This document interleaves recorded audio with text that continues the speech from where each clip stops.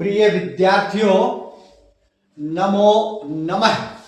आज है रविवार और रविवार के दिन हम सुनते हैं प्रजातंत्र की एक कहानी।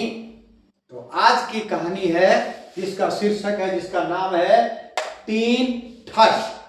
तो तीन ठग कहानी की ओर बढ़ें उससे पहले यदि आप मेरे चैनल को पहली बार देख रहे हैं तो कृपा करके संस्कृत शिक्षा चैनल को सब्सक्राइब कीजिए, साथ में बेल आइकन का बटन अवश्य दबाइएगा ताकि भविष्य में आने वाली सभी वीडियो का नोटिफिकेशन आपको प्राप्त हो सके। साथ में वीडियो को लाइक कीजिए और शेयर भी अवश्य कीजिएगा।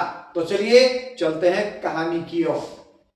एक ब्राह्मण देव पड़ोस के गांव में पूजा पाठ करके वापिस लौट रहे थे और गांव के मुखिया ने उनको दान में एक बकरी दी थी, जिसको लेकर के वो जंगल के रास्ते से अपने घर की ओर जा रहे थे।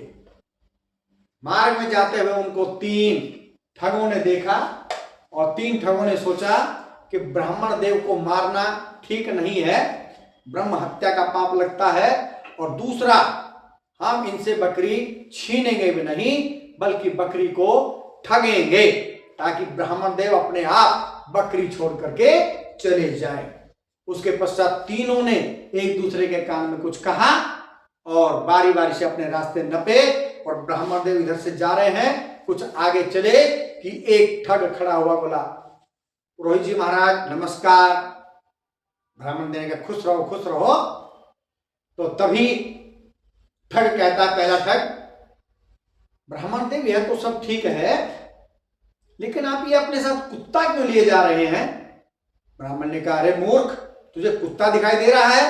ये बकरी है, पास के गांव के मुखिया ने मुझे दान में दी है और मैं इसको लेकर के घर जा रहा हूं। ठग ने कहा, मुझे तो ये कुत्ता ही दिखा दे रहा है, बाकी आपकी मर्जी है, आप कैसे भी जाएं, आपकी चीज आप संभालें। इतना कहकर के ठग वहां से निकल लिया।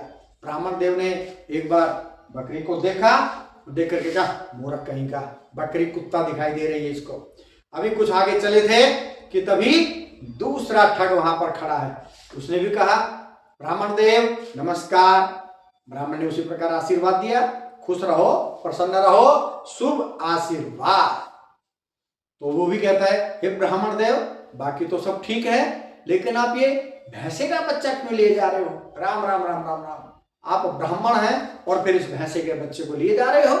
उसने भी कहा, अरे मूर्ख, तुझे दिखाई नहीं दे रहा है? यह बकरी है, बकरी, दूध देने वाले बकरी, अभी पड़ोस के गांव के मुखिया ने मुझे दान में दी है और मैं इसे लेकर के जा रहा हूं।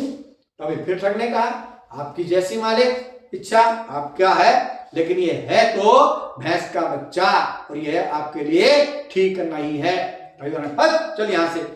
वह ठग फिर वहां से चला गया और ब्राह्मण देव फिर कुछ आगे को चले।